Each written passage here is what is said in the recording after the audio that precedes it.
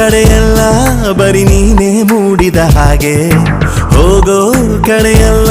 ನಿನ್ನ ದನಿಯೇ ಕೇಳಿದ ಹಾಗೆ